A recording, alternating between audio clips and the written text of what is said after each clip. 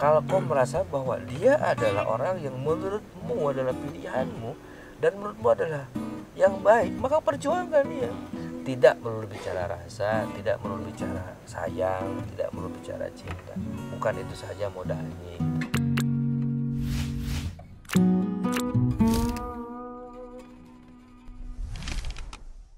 Ini santai-santai aja Pak Haji, Oh, ya Bang Haji apa-apa. nih, kita manggilnya Bang Haji.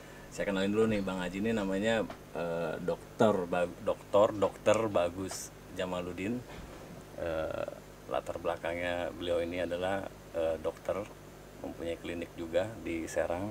Tapi untuk di dunia spiritual, beliau ini adalah guru saya, orang tua saya, dan saya pengen dianggap anak juga. Amin ya Allah. Insya Allah. Alhamdulillah nih, Bang Haji, ini Iya. kita mau ngobrol soal apa nih kira-kira ya?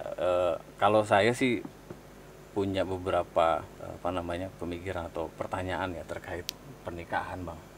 Apa itu kira-kira apa ya? Fenomena perceraian tuh banyak. I Fenomena see. perceraian banyak. Oke. Entah itu dari faktor baru menikah atau nikah muda. Ada juga yang sudah usia puluhan Udah tahun sepuh ya, udah tua. akhirnya bercerai juga gitu. Itu gimana sih, Bang? Cara kita mengawali untuk menempuh bahtera rumah tangga itu seperti apa, Bang? Sebetulnya kalau memang kita mau coba kupas awal ya terkait dengan Yu tadi punya pertanyaan, jadi punya pertanyaan, atau mungkin punya pemikiran seperti itu, harus memang kalau memang kita mau coba kupas bahas harus dari awal. Sebab memang saya pribadi pun juga setiap hari bertemu dengan beberapa urusan masalah orang yang emang hampir rata-rata berhubungan langsung dengan rumah tangga. Ya. Artinya kalau sekiranya tadi Jadi sempat menyampaikan bahwa ada memang fenomena yang saat ini sedang terjadi berlangsung, ya salah satu memang yaitu banyak sekali saat ini memang fenomena perceraian, atau mungkin bercerai muda, Ya. atau mungkin di perjalanan yang udah sepuh-sepuh kok tiba-tiba dia Ya, bercerai ya. gitu kan. Maka kalau kita mau coba mengupas runtui gitu kondisi-kondisi seperti itu, kita coba mau buat space awal. Jadi kita coba buat runtuhkan dulu bahwa bicara perceraian berarti kita bicara rumah tangga dong. Betul. Kemudian bicara rumah tangga berarti kita bicara dua pasangan dong. Ya. Ini di luar kita bicara anak ya. Siap. Tapi kita bicara tentang tentang dua pasangan. Dua pasangan. Perempuan yang memiliki gender sebagai seorang perempuan dengan kromosom XX itu, kemudian laki-laki dengan gender laki-laki yang memiliki kromosom XY. Dua orang yang diikat dalam sebuah rasa. Kan awalnya begitu. Ya. Dari tadinya happy-happyan, Happy, ya. senang-senang, love-lovean. Ya. Tiba-tiba bok di perjalanan kok tiba-tiba dia bercerai. Kalaupun secara hukum spiritual barangkali mungkin udah jodohnya aja di situ kan, begitu tuh. Emang udah takdir jodohnya segitu. Kan orang lebih baik begitu tuh. Betul. Kalau bicara orang bercerai berarti orang udah bilang emang jodohnya segitu. Tapi kan tidak bicara itu saja. Ya. Karena tetap bicara takdir, ada dua juga konsep takdir yang bisa dirubah dengan takdir yang tidak bisa dirubah. Artinya kalau ada orang yang bicara perceraian kemudian mengatakan bahwa ini kan sudah takdirnya Tuhan, begitu juga. Nggak begitu juga. Enggak, karena kan kita coba harus runtuh juga. Makanya itu saya sampaikan, bicara kita perceraian berarti kita bicara tentang pernikahan. Yes. Bicara tentang pernikahan berarti kita bicara tentang psikologi dua orang insan Tuhan yang notabene-nya memiliki ruang-ruang tersendiri. Perempuan bagaimana, laki bagaimana, kan begitu. Tetapi kalaupun harus coba kita runtui awal, bahwa saya tidak akan coba buka kupas tentang kenapa orang bercerai ya, tapi kita bicara tentang kemapanan, kemampuan seseorang dalam menjalin sebuah komunikasi dua arah bareng pasangan. Itu poin pertama. Artinya pada saat seseorang yang ingin melakukan pernikahan atau dia mau menikah, minimalnya dia harus tahu juga gitu tuh, bahwa apa sih yang melatar belakangnya lu kenal dengan laki-laki gitu. Apa sih yang melatar belakangnya lu laki-laki lu kenal dengan seorang cewek, dengan seorang perempuan gitu. Apakah karena rasa doang? Enggak juga. Rasa bisa luntur dengan sendirinya. Atau karena apa? Ini juga harus jadi pertanyaan juga dari teman-teman sahabat mata kacamata ya gitu. Bukan berarti ini kita udah pakai kacamata nih ya. Jadi sahabat kacamata bukan berarti harus memakai kacamata nih. Iya. Justru kalau saya harus ngomong kayak bahasa sahabat kacamata, berarti kita bicara sebuah lensa yang objektif. Makanya di sini kan memang kita harus coba urai satu-satu. Balik lagi ke topik awal. Bahwa apa sih orang yang melatar belakangi harus menikah? Kan gitu tuh. Kan kalau kita mau coba urai secara psikologis, orang itu kan ingin menikah itu kan awalnya kan ingin menyalurkan secara biologis, menyalurkan sebuah kebutuhan yang bersifat biologis. Mana seksualitas? Rata-rata loh. Andai pun bicara tentang bahwa saya ingin halal, saya ingin ibadah, itu konteksnya lain. Udah jelas. Tapi kan itu ya perbaiki iman segala macam lah gitu. Tapi atau mungkin pengen punya keturunan gitu. Tapi kan bukan itu saja konteksnya. Secara saya ingin mengajak teman-teman, kawan-kawan, sahabat dari kacamata untuk lebih objektif buat menyikapi bahwa bukan itu melulu saja yang menjadi sebab musabab kenapa orang harus menikah. Atau mungkin harus disadarkan langsung kepada konsep yang bersifat spiritual, jodohnya. Ini gue kawin sama lu kan karena berjodoh. Jodohnya udah bukan itu saja. Walaupun emang secara realnya emang demikian. Tetapi kan kita harus upas juga terkait tentang ruang-ruang psikologis yang memang harus sama-sama diketahui bahwa saat seseorang laki-laki punya rasa kepada pasangan, apakah itu ada dalam ini perempuan atau seorang perempuan punya rasa kepada seorang laki-laki, feedback di sana terjadi, kemudian di perjalanan mereka memiliki satu komitmen. Nah, kadang-kadang ruang komitmen ini yang menjadi seolah-olah seperti komitmennya ingin hidup bersama, menjalin rumah tangga bersama, kemudian ingin punya keturunan bersama, tetapi ruang kematangan psikologisnya belum pernah mereka kaji. Nah, ini poin besar gitu untuk bisa coba kita identifikasikan terkait dengan topik yang tadi kita bahas berkaitan dengan perceraian.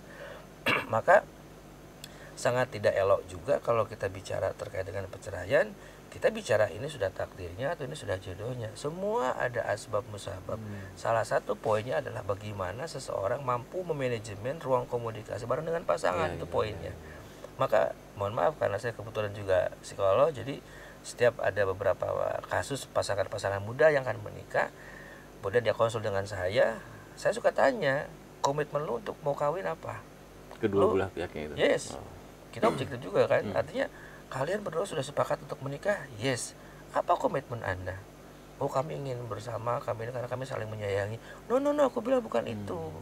Pointernya bukan dibicara aku sayang dengan pasangan. Karena semua orang kalau ditanya begitu, jawabannya pasti begitu. Pasti Ya. demikian, bahasanya udah bahasa lope-lopean. Normatif gitu. Normatifnya kan begitu tuh. Iya. Gua gak mungkin kawin dong bang kalau gua gak sayang kan begitu. Cinta tuh. Mati lah pokoknya. Oke, saat itu lu bisa demikian. Tapi pertanyaannya, lu udah bisa matang gak udah kalau udah bicara gua sayang, lu udah matang gak sih dengan bahasa sayang? Itu kan poin pertama. Kalau udah bicara sayang apa yang lu maksudkan? Sayang secara nafsu ataukah sayang secara batin? Artinya begini, kalau bicara secara nafsu tadi saya bilang tadi, orientasi orang untuk menikah itu kan adalah ingin menyalurkan hasrat biologis secara normatif, tidak melanggar norma-norma yang ada, kan begitu tuh. Tapi kalau udah bicara ruang sayang lu udah sampai mana? Kan begitu tuh pointernya tuh. Keduanya, kalaupun makanya saya dulu pernah ngomong cerita tuh sama beberapa kawan tuh, lu bisa bandingin ya antara sang pencinta dengan sang pengagum cinta. Itu udah berapa kali saya sampaikan di beberapa pencinta dan sang pengagum cinta. Bagi sang pengagum cinta itu sifatnya biologis. Hanya secara fisik dia ngeliat. Artinya gue lihat lu mengagungkan secara fisik gitu. Si perempuan lihat ganteng nih. Laki-laki karena kan rasa itu hadir kan secara fisik dulu nih. Pasti. Sepakat kan? Ya, gue lihat perempuan, gue lihat fisiknya dulu, cakep nih. Jelek juga nih, gue gak demen. Tapi gue bicara, cakep nih. Pasti, fisik dulu lah gitu. Mahabbah itu kan akhirnya karena fisik dahulu gitu kan. Tapi ada orang yang memang hanya fisik saja. Maka saya selalu mengatakan, yang demikian yang disebut dengan sang pengagum cinta. Dia bela-belain, dia mau ngorbanin apa buat yang dia suka itu. Yang jelas hasratnya terpenuhi. Lepas hasratnya terpenuhi, is finish. Maka ada beberapa kasus-kasus yang dia datang ke saya, dok, suami saya dulu sayang banget sama saya, kok sekarang dia jadi begini gitu. Setelahnya menikah baru sebulan gue baru tahu aslinya bagaimana gitu. Beda banget waktu Beda pacaran. banget lagi pacaran, wah segala macem. Giliran gue sakit aja, gue pas gue udah kawin, giliran sakit aja gue bilang, oh bang boleh sakit bang, ya, lu berobat aja sono, selesai. Lagi kita pacaran bang, ya Allah, lagi gue sakit perlu aja telepon mulu kan begitu tuh. Iya. Nah, ruang ini yang kadang-kadang harus kita jadikan nih pasangan gue sang pencinta, pasangan pengagum cinta. Karena tanpa stabilitas itu akan dirasakan lepas dia menikah. Ya, ya. Itu kuncinya gitu. Makanya kalaupun ditanya kenapa orang harus bercerai, saya awal dari semuanya adalah ketidakmampuan atau ketidakmatangan seseorang dalam mengolah rasa secara dewasa. Dia bicara sayang, tapi dia tidak tahu rasa sayang secara dewasa itu seperti apa. Dia bicara cinta, tapi dia tidak pernah tahu bagaimana cinta itu diimplementasikan secara pendewasaan. Sehingga dia ngalir aja, ngikutin rasa. Sehingga komitmen yang dibentuk pun hadir pada saat itu saja. Di perjalanan, waktu demi waktu gitu. Setelahnya dia menikah nih, itu terkikis dengan sendirinya. Kalau orientasinya sudah bicara sang pengagung cinta. Tapi bagi sang pencinta, saya yakin dia mampu buat mendewasakan ruang rasa itu kepada orang yang dia sayanginya. Saat dia merasakan rasa cinta, dia mampu buat menjadikan rasa cinta itu jadi jembatan, bukan hanya saja kepada pasangannya, tapi kepada sang Khalik atas nama sebuah amanah. Itu kunci. Ya. Jadi Gitu, kita juga sebenarnya minta petunjuk juga, nggak sendiri Of kita course. untuk memilih. Minta tolong gitu kan. dicarikan pilihan gitu Yes. ya. Baik bagi kita, belum tentu baik bagi Tuhan. Betul. Tapi ya itu tadi sebetulnya kunci finalnya adalah bagaimana seseorang mampu buat belajar mendewasa pada saat ruang rasa itu dimainkan. Saat seorang laki-laki mengatakan, oke, yang gue sayang sama lu, gue pengen nikah sama lu, kemudian disambut, ya namanya perempuan dong, baper ada Iya, dong. pasti. Saat dipuji, lu tapi si abang suka sama saya, kamu kan bahaya, udah biasa lah, rayon speak iblis kayak kita ya kan begitu tuh. Tapi akhirnya pasangan terbuai dengan komitmen semu. Kalau saya mengatakan komitmen semu gitu. Karena saya bilang tadi banyak ada sih sebetulnya orang-orang yang sudah matang secara rasa gitu, dia mampu buat mendewasa, tapi dengan latar belakang kehidupan mereka yang mungkin akan nanti kita urai nanti ya gitu kan. Tapi yang jelas secara global dulu kalau bicara pertanyaannya dan fenomena, kenapa sih kok makin mari kok orang tuh gampang mudah buat bercerai, gampang buat bahkan pengadilan agama aja setiap hari berapa Banyak kasus yang diputuskan perceraian. Ada apa ini gitu. Ini karena memang harus kita cuat angkat biar kawan-kawan sahabat mata kacamata pun juga mau buat melihatnya secara objektif. Tidak bicara melulu berhubungan umpama kata, lu kenapa sih cerai? Karena gue begini, lu selesai. Lu kenapa sih bercerai? Karena ada pelakor, lu selesai. Lu kenapa bercerai? Karena ada, kalau pelakor kan perebut laki orang. Aduh, kalau yang itu siapa satu ya? Perebut suami orang, pesulor. Itu tuh. Nggak tahu deh. Akhirnya orang pada saat bicara perceraian, orientasi di situ saja. Enggak coba mau diruntuhi. Selama ini komunikasi lu berdua pasangan bagaimana sih? Atau bicara seorang suami atau seorang lelaki gitu, lu kan udah jadi imam, lu kan udah jadi seorang kepala ya gitu kan, leaders gitu kan. Saat perceraian terjadi, kenapa lu gak menempatkan leader lu sebagai seorang pimpinan kepada bawahannya? Gimana pun juga istri adalah mitra kan begitu tuh. Atau bagaimanapun juga suami adalah mitra yang lu juga harus tahu juga gitu, foksi lu sebagai seorang bini kayak bagaimana. Nah, bagaimana mungkin ini bisa mampu dijadikan pembahasan atau dijadikan ruang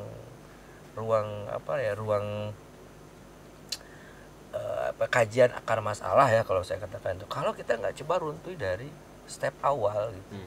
Maka kalau kita mau analisa awal saja, kenapa terjadi perceraian atau fenomena apa yang saat ini terjadi dengan perceraiannya, awal sebetulnya karena ketidakmampuan pasangan dalam mendewasakan rasa. Nah gini Bang, kalau bicara tadi ketidakmampuan, kesiapan yang matang itu kita dapat mengukur dari Sisi sisi mana? mana gitu loh Oke. Bang. Soalnya kan gini, mungkin perasaan sendiri sih ngerasanya udah siap-siap aja. Yes. Tapi kan perasaan pasangan juga kita, Yes.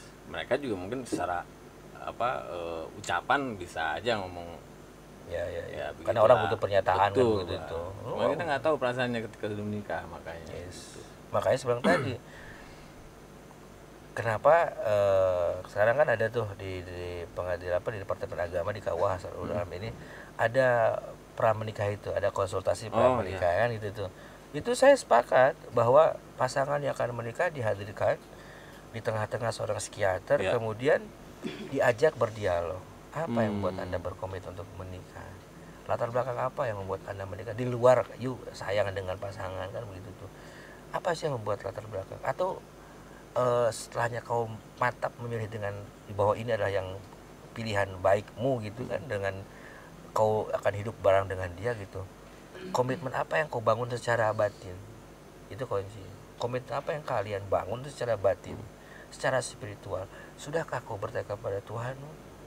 Ini jelas dong, harus ini kan, harus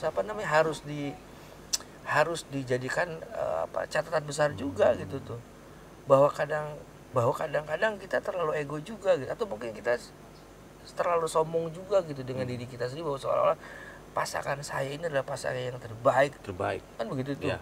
Tapi kalau bicara runtuhnya secara spiritual, lu udah pernah nanya belum dengan Tuhan?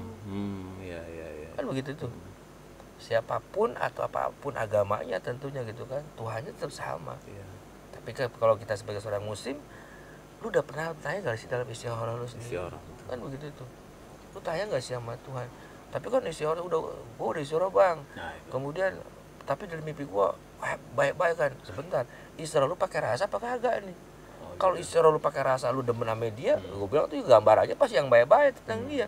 Kenapa pada saat lu tanya sama Tuhanmu, kau bicara tentang rasamu juga dengan dia? Harusnya bagaimana? Saat kau tanya kepada Tuhanmu tentang pilihanmu, apakah dia yang baik atau tidak gitu, maka tanggalkan dulu rasa itu. Ini yang kadang-kadang keliru juga ada di masyarakat kita. Pada saat orang tuanya bertanya kepada anak perempuannya atau anak laki-lakinya, atau anak laki-laki datang ke orang tuanya, "Pak, Ma, saya mau menikah. Dengan siapa kau menikah? Dengan si Fulan. Coba kau istikharah." Tapi menggambarkan istikharahnya kayak gimana nih Pak, mereka nggak tahu gitu. Yang mereka tahu pokoknya lu ntar ketemu mimpi, atau lu macam-macam lah gitu kan. Sebentar ya, ini juga harus diketahui juga sama sahabat kacamata bahwa nggak gitu juga gitu tuh. Banyak orang-orang yang terperosok pada ruang spiritual yang nggak yang ngambang gitu. Setangnya lu istikharah tapi ilmu istikharahnya lu nggak tahu. Jadi memang dalam hal ini harus sangat jeli sekali gitu. Kalau kita sudah punya komitmen bareng-bareng dengan kita punya pasangan, kemudian ada guru atau ada ya ulama atau ustadz. Ini kita bicara secara muslim dulu ya. Coba lu tanya dulu deh, harusnya jabarin dulu istilahnya begini ya gitu tuh. Biar tadi itu, karena yang tahu kehidupan kita ke depannya kan cuma dia. Kita mah sebatas ikhtiar saja. Tapi sebentar, saya tidak akan masuk ke ranah spiritual ya. Tapi saya harus berusaha buat masuk ke ranah yang bersifat psikologis personality dulu.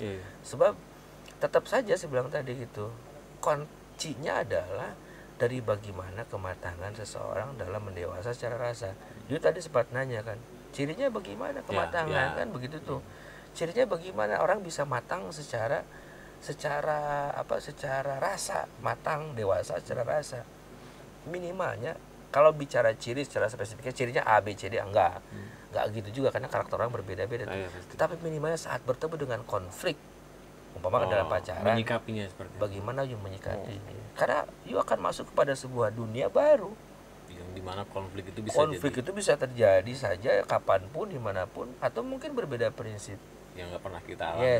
Yang nggak pernah kita bayangkan bahkan gitu tuh. Sebab bagaimana seseorang akan disatukan dalam sebuah wadah rumah tangga gitu, yang karakternya berbeda, kultur budaya pasangan pun juga berbeda-beda. Nah, di sisi inilah akhirnya belajar mendewasa. Kalau saya tadi agak ini kematangan, mungkin lebih eloknya kita bicara belajar mendewasakan rasa. Mendewasakan. Belajar mendewasakan rasa. Bagaimana pasangan belajar mendewasakan rasa. Dari siang mana? Kita melihatnya orang ini bisa mendewasa secara rasa dari bagaimana mereka memanajemen konflik sebelum rumah tangga itu terjadi. Tapi apakah itu bisa jadi catatan? Tidak. Karena saya bilang tadi, mempersiapkan itu tidak bicara dari pra-menikah. Orang banyak juga pacaran, bila 5 tahun, 6 tahun pacaran, pada saat 1 tahun bercerai. Terus 5 tahunnya di kemana kan? Kan begitu tuh. Mungkin saja 5 tahun selama pacaran mereka mengedepankan ruang rasa terlalu over. Tapi tidak mematangkan secara mendewasa. Makanya kalau sekiranya saya pernah coba tanya ke salah satu saya punya klien, bilang, kenapa you mau menikah dengan si Fulan? Karena gue udah mantep bang. Mantep, gue pacaran udah 5 tahun bang. Oke. Lu udah kenal sama lu punya pasangan? Udah bang. Terus saya tanya sama si perempuannya, Dek, Ade udah kenal? Sudah bang, saya udah kenal dengan calon suami saya. Sejauh mana lu bisa mengenalnya?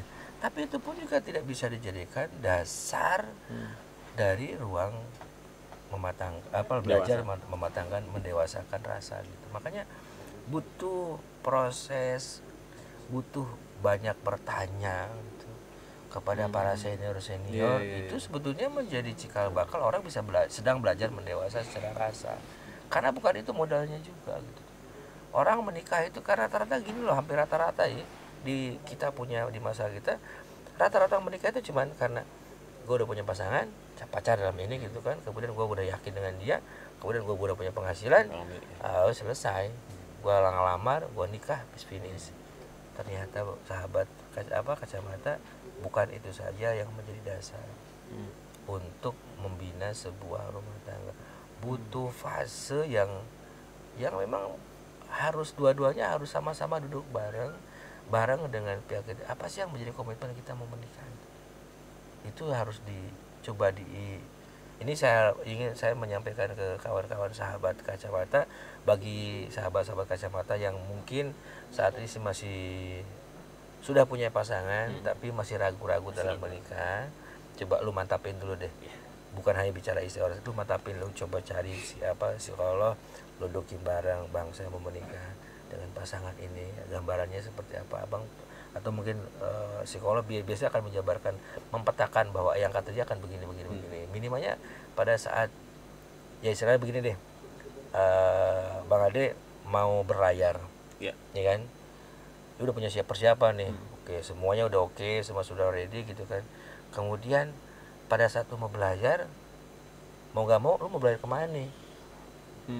Selatan, utara, barat, timur nih. Tujuannya lu harus coba cari dulu. Lu mau belajar, oke. Kapal udah siap? Udah siap. Perlengkapan udah siap? Oke. Terus pertanyaannya, lu mau belajar kemana nih? Saya mau coba simpel sederhanakan ya kawan sahabat kacamata. Kalau lu mau belajar kemana nih? Oke, gua mau belajar ke timur bang. Oke, lu udah tahu jalan ke timurnya? Udah tahu bang. Oke, kalau udah tahu jalan ke timurnya, kompas udah siapin. Kalau ada badai lu bagaimana? Kemudian berapa knot kapal yang lu akan mainkan pada saat gelombang main? Kan minimalnya kalau kita bicara sebagai seorang, gue mau yang nakodanya siapa? Saya bang yang nakodanya. Oke, kalau lu nakodanya artinya lu bakal calon suaminya, lu harus siap ya. Nah biasanya psikolog biasa mempetakan itu, biar bisa menjadi acuan sahabat-sahabat kacamata untuk masuk ke ruang yang itu rumah tangga namanya gitu tuh. Makanya kalau mau ngobrolin yang berhubungan langsung dengan kayak gini nih Bang Ade, butuh waktu yang lama nih buat kawan-kawan sahabat kacamata juga. Pasti panjang lah ini Bang. Wah panjang gitu tuh. Paling juga ntar coba kita nanti uri satu persatu. Untuk saat ini barangkali mungkin yang ingin saya sampaikan bahwa belajar menjalin komunikasi dua arah dengan pasangan itu modal awal untuk membina sebuah komitmen. Bermaksud ya baru membina sebuah komitmen gitu kan. Tidak melulu bicara rasa, tidak melulu bicara sayang, tidak melulu bicara cinta. Bukan itu saja modalnya gitu tuh. Bukan amunisi saja Anda memiliki bekal untuk berlayar. Tapi kemampuan memanajemen nakoda harus memiliki kemampuan memanajerial sebuah kemudi kapal pada kondisi tertentu, you harus ngapain, jangkar kapan lu turunin. Nah, inilah butuh ilmu buat para pasangan yang akan melangsungkan pernikahan untuk jadi modal dasar membina rumah tangga. Kunci awalnya di sini. Itu artinya kita juga harus banyak bertanya juga sama beberapa sama orang tua kita. Sama udah pernah punya pengalaman banyak. Karena ya pesan kan seorang ayah saat dia punya anak perempuan, kemudian anak perempuannya ini sudah memiliki calon, dia punya harapan besar tapi dia juga punya kecemasan, kan begitu. Atau seorang orang tua, ayah atau seorang ibu punya anak laki-laki, saat dia akan menikahkan putranya gitu, dia pun juga punya harapan sekaligus juga punya kecemasan. Harapannya adalah jadilah kau rumah tangga yang baik, yang benar, kan begitu. Bawa istrimu ke biduk yang lebih tinggi derajatnya, bawa istrimu pada jannahnya Tuhan, kan begitu. Tapi punya kecemasan juga apa? Jangan takut khawatir anakku tidak punya bahan, tidak punya ilmu untuk mengarungi ruang-ruang itu. Bagaimana kalau ada badai? Makanya inilah barangkali mungkin fungsinya faidah dan pentingnya kita membina sesuatu hal dengan modal yang kita miliki. Salah satunya itu kita gali informasi, kita banyak konsultasi, banyak belajar, banyak menyikapi kondisi-kondisi real yang ada di lapangan kita sebelum kita mengatakan saya akan menikah dengan. Saya lagi nih Bang, dalam proses itu ketika kita belajar, tapi kondisi hati walaupun belajar ingin tetap mempertahankan dia. It's okay, nggak apa-apa, nggak masalah. Yang penting dia udah tahu gitu kau kan. Pertahan, kalau kau masih kan begini. Kalau kau merasa bahwa dia adalah orang yang menurutmu adalah pilihanmu dan menurutmu adalah yang baik, maka perjuangkan dia. Perjuangkan ia, bawa dia dalam surganya Tuhan. Bawa ia kepada tempat yang paling tinggi, muliakan dia, perjuangkan dia, bahagiakan dia. Tapi di balik kau punya arahan sana, sudah sejauh mana ilmu yang kau pegang untuk mewujudkan itu semua? Ini kuncinya di situ. Kan gitu tuh. Begitupun sebaliknya, saat seorang perempuan sudah memiliki, dia punya pasangan, kemudian dia beranggapan bahwa calon suamiku ada yang baik, maka perjuangkan dia juga. Minimal tadi yang disampaikan, kau belajar memanajemen komunikasi dua arah yang baik dengan pasanganmu. Keduanya, kau memiliki tugas untuk belajar tupoksimu sebagai seorang suami seperti apa di depan Tuhan, tupoksimu sebagai seorang istri bagaimana juga di depan Tuhan, kan begitu. Penyadaran ruang itu bisa menjadi wasilah, bisa menjadi jembatan. Kau akan membina rumah tangga yang baik, yang tidak akan keluar dari aturan norma-norma yang sudah dibakukan oleh sosial dan oleh agama, kan begitu tuh. Maka bukan melulu bicara pola pendidikan yang bersifat global saja, tapi yang bersifat religi, spiritual, agama pun juga harus sampaikan juga. Kenapa? Karena bicara rumah tangga, maka kau bicara dengan Tuhanmu yang lebih bicara pada tanggung jawab, bukan hanya saja tanggung jawab moral, tapi tanggung jawab spiritual yang akan kau bersama tanggung jawabkan di depan Tuhan saat nanti kau akan diadili oleh Tuhan. Itu kan kau jadi situ jadi. Jadi mematangkan komunikasi dua arah dari awal. Bukan berarti juga nanti ketika sudah berlangsungkan pernikahan gitu, bukan berarti nggak ada masalah, tetap ada masalah, tapi akan ada masalah. Basicnya itu adalah diselesaikan dengan komunikasi. Betul. Poinnya di situ dulu. Keduanya, bagaimana kau juga itu tadi ruang spiritual, bagaimana pula kau menyikapinya dalam saat kau bertanya kepada Tuhan. Kan itu tuh kunci di sana. Selalu melibatkan. Harus melibatkan itu. Harus melibatkan itu. Sebab begini, mohon maaf, ini juga harus dikatakan juga sama kawan-kawan baik yang sudah menikah atau yang sebelum menikah ya. Saya akan mengatakan terkait dengan kita laki-laki dulu nih kan, sahabat kacamata, saat kalian akan menikah atau saat kalian dahulu menikah dengan calon suamimu saat itu, calon istrimu saat itu gitu, atau saat kalian datangi orang tua dari si perempuan itu, kau meminta kepada orang tua untuk ingin menikah dengan putrinya, maka ketahuilah oleh kalian bahwa orang tua dari anak perempuan itu, atau saat perempuan itu memilihmu, calon istrimu saat itu kan, yang sekarang jadi istrimu, saat seorang perempuan wanita memilihmu karena rasa dia sayang, sebetulnya mah kalian harus tahu bahwa mereka punya harapan. Harapan pertama kalau bicara sebagai seorang ayah dan anak perempuan, aku akan menikahkan anak putriku dengan kau karena aku punya harapan bawa anak perempuan kepada surganya Tuhan. Itu poin pertama. Jangan kau sia-siakan, jangan kau sakiti anak perempuanku seperti aku memperlakukannya. Kan begitu tuh. Keduanya, saat seorang wanita perempuan kemudian dia sudah mengikhlaskan dirinya untuk menikah dengan kita ini, dengan kalian nih sahabat kacamata, maka ketahuilah pula bahwa istri kita yang hari ini sudah jadi istri kita atau bakal calon istri kita. Ini buat yang belum menikah kan, kalian harus ketahui bahwa mereka punya harapan besar juga buat kita. Apa harapan mereka? Bang, aku memilihmu, kasarnya gitu ya. Bang, aku memilihmu itu bukan karena aku sayang saja denganmu, tapi aku punya harapan besar kepadamu. Apa itu? Jadilah imamku dunia akhirat. Kan begitu. Jadilah imamku dunia akhirat. Bawa aku ke surgamu. Kan begitu tuh. Jadi kan atau istri solehahmu. Harus lebih dalam ke situ. Udah dalam banget di sana. Makanya saya bilang tadi, kalau semua orang memiliki bahan yang demikian, saya yakin tingkat percayaannya akan sangat drastis turun ke bawah. Kenapa? Karena mereka sudah memiliki SOP-nya yang sudah digariskan. Kalau semua laki-laki dalam hal ini, semua suami ya, punya penyadaran bahwa oke, ada sebuah harapan besar dari istriku bahwa aku dinikahi olehmu itu karena aku ingin jadi makmummu gitu. Jadilah kau suami solehku, jadilah kau imam untukku di akhirat.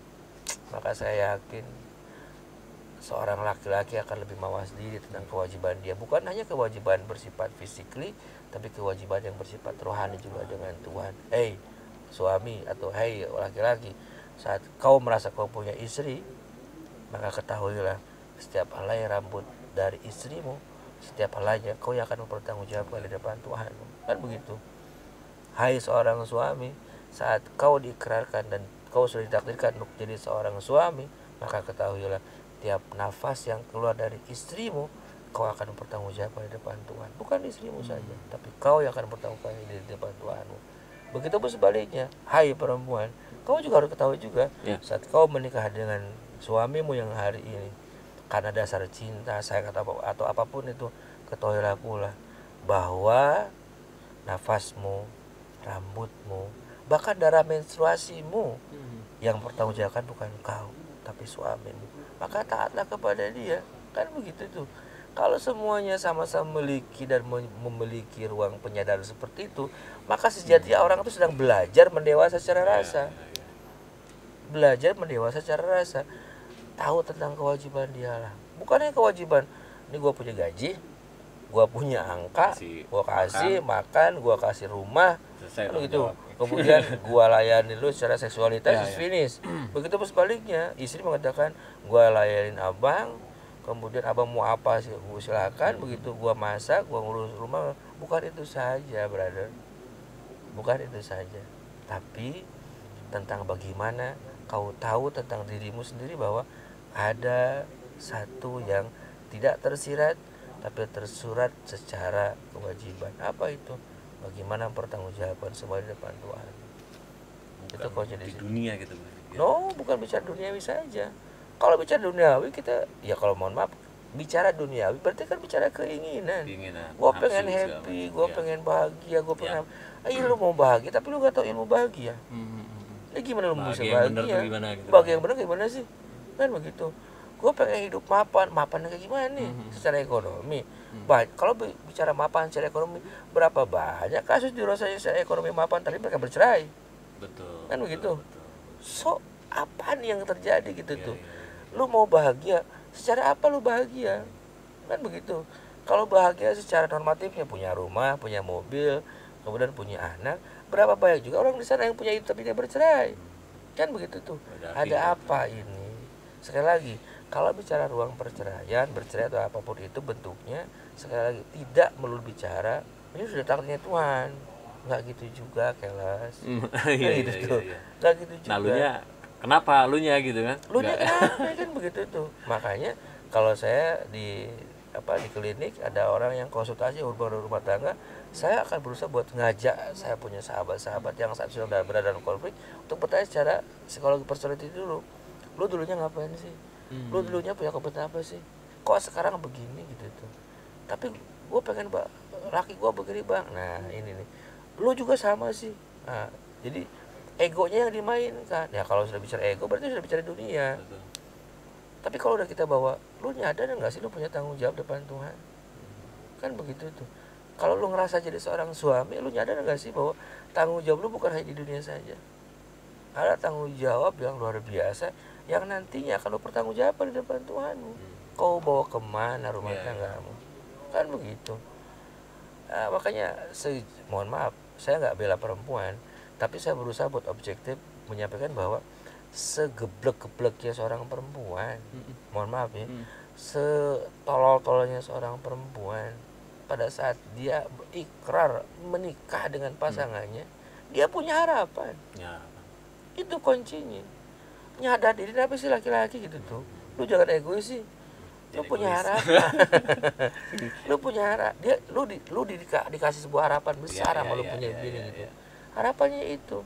Gua ngerasa, mohon maaf, saya bicara demikian karena testimoni dengan ratusan perempuan yang konsul dengan saya.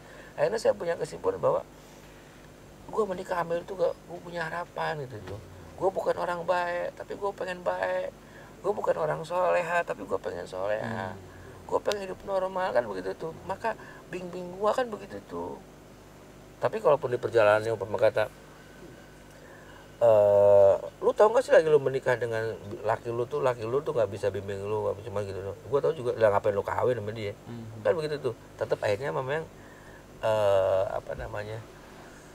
objektivitas buat menyikapi kondisi itu memang harus betul-betul kita buka gitu tuh, bahwa tapi ya sebetulnya tetap sih kembali lagi kepada suami ya, kepada laki-laki gitu tuh. Egosentrisme humanistis yang selalu diagung-agungkan sama laki dan ego. Gua kan laki-laki, gua kan suami, lu taat sama gua. Ya bentar, nggak gitu juga Kelas itu kan. Tetap bini lu siapa gue bilang gitu kan. Bini lu juga perempuan, karena perempuan sama laki beda. Lu pakai logika, bini lu pakai rasa. Kan kagak nyambung juga. Lu pakai logika lu sendiri sebagai seorang laki-laki, tapi bini lu tuh pakai rasa. Perempuan lebih baik bermain rasa, Mas Bro, dibandingkan dengan logika. Kita ini pakai logika. Jangan sebelum nikah pakai rasa terus. Ya itu dia, itulah. Makanya makanya komunikasi dua arah ini betul-betul dibuka, dan semua belajar buat mendewasa. Karena tidak tertutup kemungkinan juga buat kawan-kawan sahabat kacamata pun juga yang sudah menikah gitu kan, belum menyadari juga tentang bagaimana mendewasakan secara rasa. Dan kewajiban kita sebagai suami itu tupoksi yang tadi Bang Haji bilang itu ya, harus seperti apa? Harus seperti apa dan bagaimana. Jadi nggak terlalu cenderung menyalahkan pasangan, saling menyalahkan, tapi kembali ke diri sendiri. Benar nggak nih gue sebagai suami? Gitu. Lu udah protek dia orang belum? Gue udah ngejalan kewajiban gue bang. Gue udah kasih gaji gue, udah gue sewa rumah dia. Bukan itu yang gue bilang tadi. Yang dibutuhkan sama perempuan bukan itu saja. Atau sebaliknya, seorang suami udah berusaha buat memberikan yang terbaik, udah ngajak menjadi yang baik, udah ngejarin yang baik, tapi bininya gak mau bersyukur. Ini juga salah juga. Ini juga jadi faktor kenapa perceraian terjadi gitu. Kan gitu tuh. Pengen over dalam artian pengen lu kegedean sih jadi bini. Nah, itu juga bisa jadi faktor kenapa perceraian terjadi. Sehingga harus diruntut, harus dianalisa lebih objektif yang bersifat awal secara psikologi personality individunya kita gali dulu gitu tuh. Keduanya juga secara sosial, sehingga untuk menyimpulkan bahwa kenapa perceraian terjadi itu butuh ruang untuk kita bahas panjang banget. Tapi di segmen ini malam kita coba ruang bahwa kita coba buka dulu bahwa komunikasi dua arah sekaligus juga menyadarkan diri tentang tupoksi lu sebagai seorang CHP itu bisa menjadi acuan tentang bisa atau panjang atau tidaknya rumah tangga. Siap. Itu poinnya jadi. Poinnya itu ya tadi itu Bang Haji bilang ya. Jadi kita akan bahas lagi tentang fenomena dinamika rumah tangga. Ini hanya awalan saja. Jadi buat teman-teman sobat kacamata, kalau ada pertanyaan silahkan di kolom komentar kasih pertanyaan. Mau yang belum menikah, mau yang belum punya pacar, jomblo, mau yang sudah menikah, yang udah lama menikah, silahkan komentar di bawah atau kasih pertanyaan. Nanti kita ulas di sini dengan Bang Haji. Gitu Bang Haji ya. Ya, Untuk jangan lupa like dan subscribe. Biar kita bisa terus menyampaikan informasi-informasi yang insya Allah coba untuk memberikan informasi yang manfaat ya. Amin, mudah-mudahan saja. Dari sisi yang lebih objektif. Kita nggak ke kanan nggak ke kiri, posisi kita di tengah. Yes, itu. Nanti ketemu lagi di konten berikutnya. Jangan lupa like dan subscribe, komen di bawah ini ya. Assalamualaikum warahmatullahi wabarakatuh. Waalaikumsalam warahmatullahi wabarakatuh.